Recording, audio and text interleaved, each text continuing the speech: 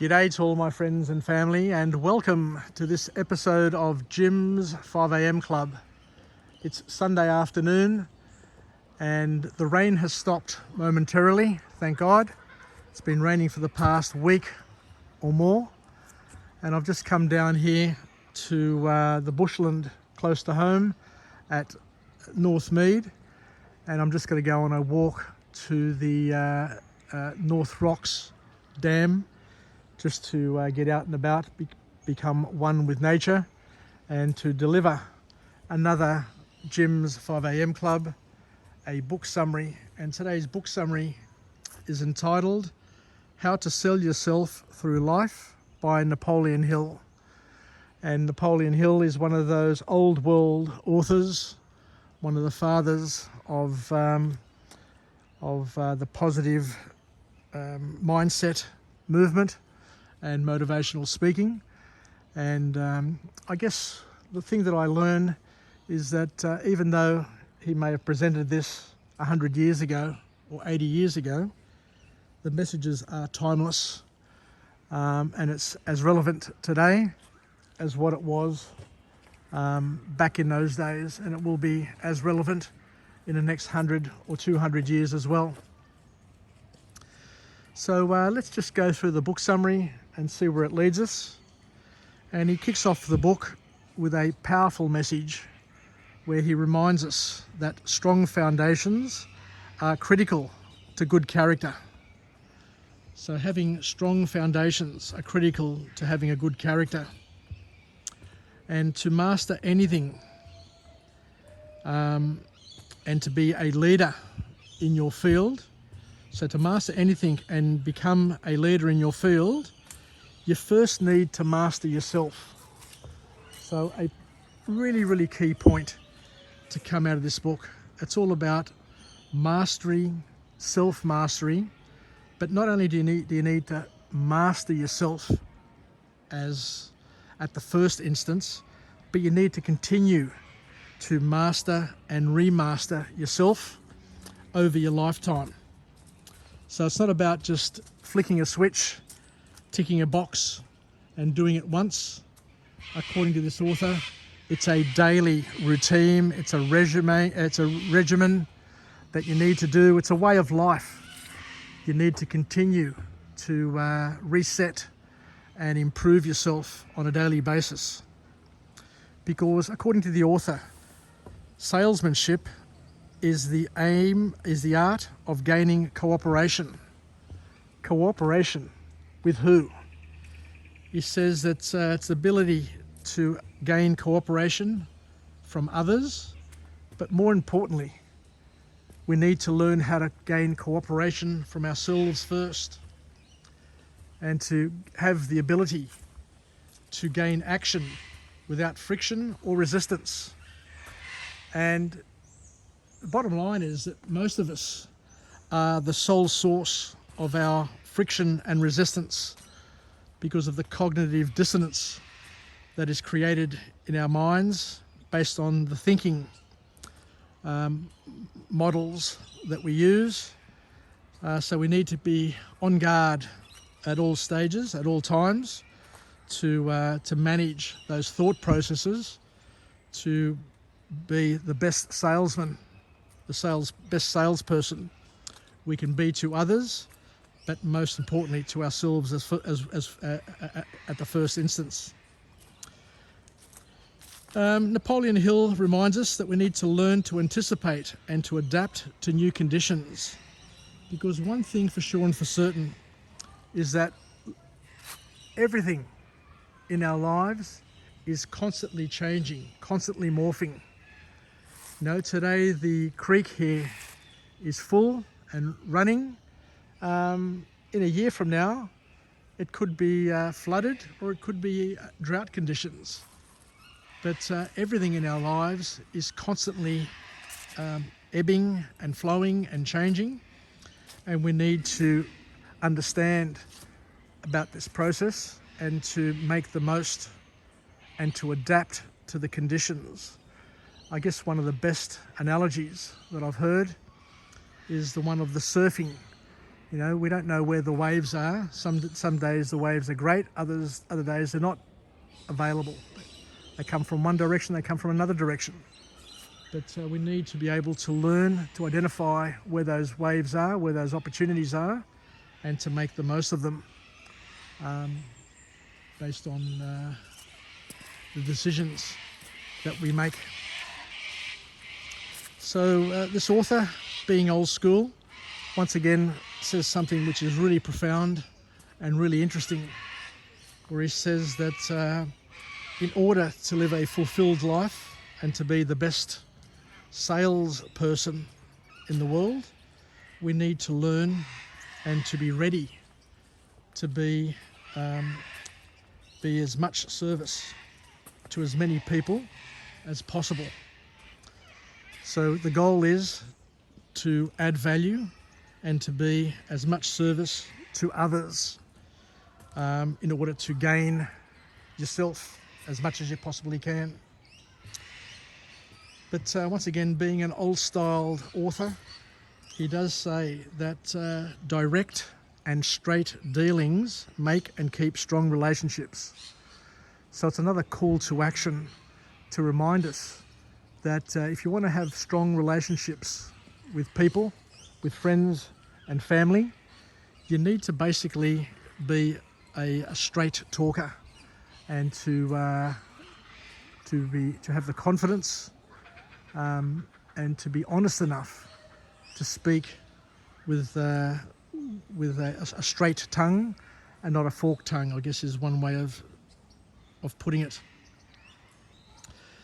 So another key learning that comes from this book is that we need to learn and how to use the word yes and no in the right place. What a profound statement that is. How often do we get ourselves into trouble? How often do we have challenges in our lives because we get the yes and no wrong in terms of where we use it? So the key learning here is to be discerning enough to know how to use yes and no in the right place. The author also goes on to say, from a serious point, that we need to be able to seek counsel of people who are honest with us, people who are in a position to give us honest feedback. Because he says here that commendation, when people pat you on the back all the time and tell you how wonderful you are, that's not going to bring about improvement and could even derail you. So it's important to be surrounded by people who are honest, by people who are in a position to be able to give you feedback that you can use to grow and develop and become a better version of yourself. And he said that people seeking fame and power are usually the people who are after revenge and have the wrong motives. So from a leadership perspective, from a mentorship perspective, the message here is to be careful who you bring on board as an advisor, who you have in your social circle, who you have in the engine room of your career, of your family, because some people may not be well suited to where you want to be and who you want to become. But the key thing in sales, according to this author, is we need to be showmen. Showmanship is the key. You need to basically have and to develop a strong and commanding presence, because people buy based on personality and ideas. Emotion and feeling is what generates the sale. So you've got to be in a position to be able to leverage those things. And to leverage those things, first of all, you need to know what it is to have a strong and commanding presence.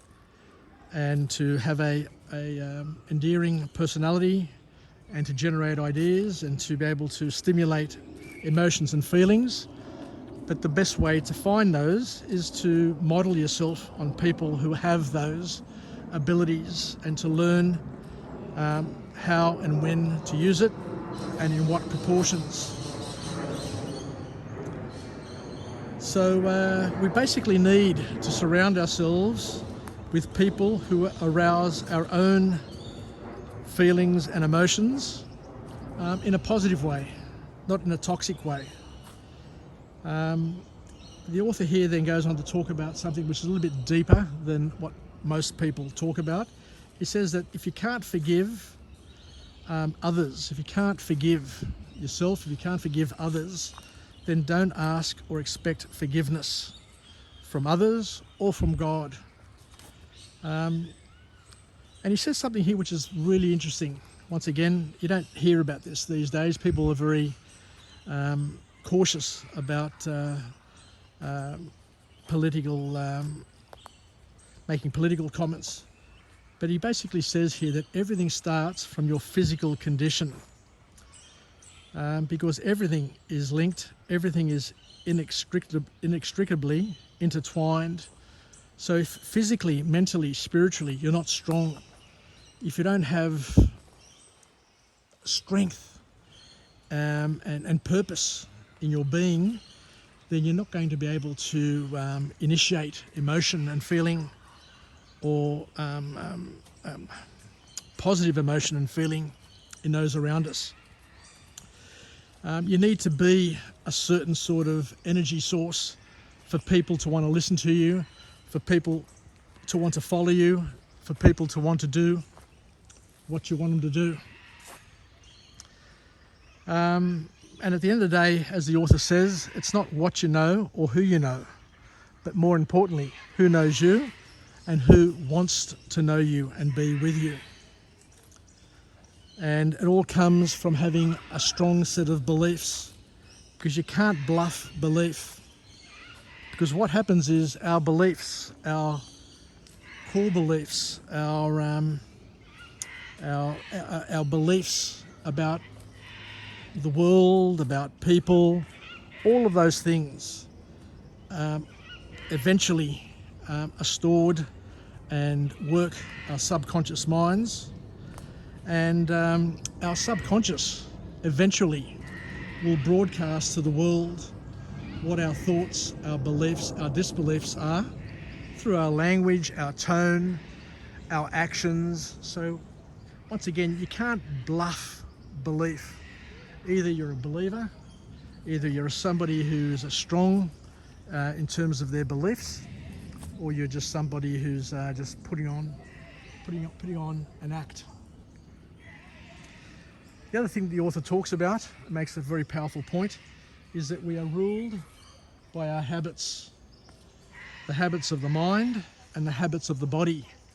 So unless we can manage and control those habits, we're not going to be in a position to make the most of our lives and being leaders in our fields, because our lives are an expression of our dominant thoughts. Now, people just don't end up downtrodden, challenged, poor in health, poor in financial capacity, poor in spiritual capacity, because of no reason of all. You know, it's an expression of their dominant thoughts. So as the author says, it's important to manage those thoughts, because at the end of the day, you're going to express them. Your subconscious is going to be working 24/7 to broadcast what those thoughts are to the world. So you're better off having powerful, empowering thoughts that are going to express who you really want to be, rather than thoughts and behaviours that are going to express the stuff, the rubbish that you've inherited from others around you. Because when it's all said and done, it's not easy.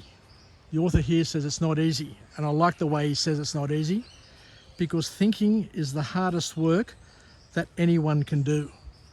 Now, we always talk about thinking and how important it is to think and to be a critical thinker, but not very many people give it the respect to say that critical thinking is actually bloody difficult. You need to learn how to think critically. You need to be isolated. You need to spend time on your own.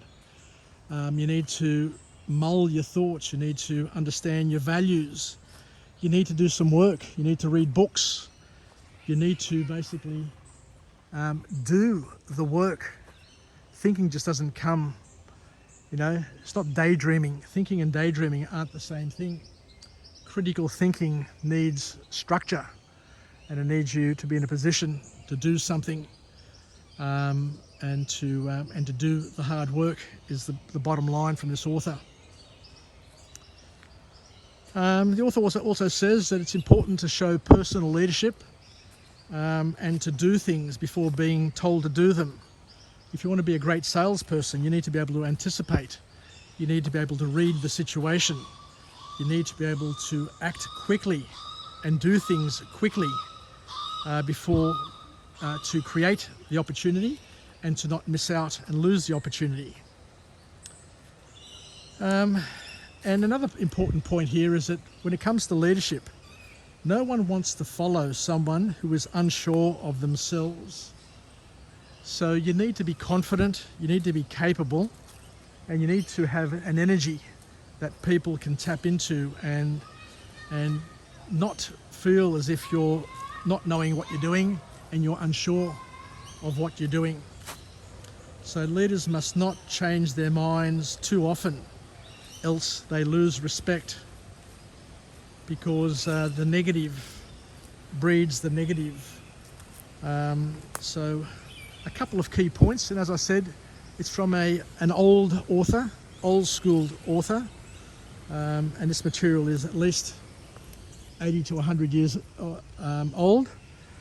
But once again, we're learning some key things here, which are going to, I guess, can be incorporated into our lifestyles, into our way of thinking, into our worldview. So I think I'll leave it there. So I'll just go through the tunnel here and get through to the other side of the North Rocks Dam. And this dam was created to just arrest the water flow, because Parramatta is downstream, and just to make sure that Parramatta is not flooded when it's over flooded here. So I look forward to coming to you again from a different place, in a different location, with a different message, a message of empowerment, where we can live, learn and pass it on, and gain where possible. Anyway, we'll finish off here and we'll chat again. It's Jim signing off from Jim's 5am Club, and what we'll do is we'll just come on through and have a look at what is here on the other side of the dam. And as you can see, it's not as wet as what I was expecting, but graffiti central. Anyway, until again, we'll chat again, and we'll go through another book summary where we hopefully can learn something new that we can incorporate into our lives. Take care, and we'll chat again. How you going?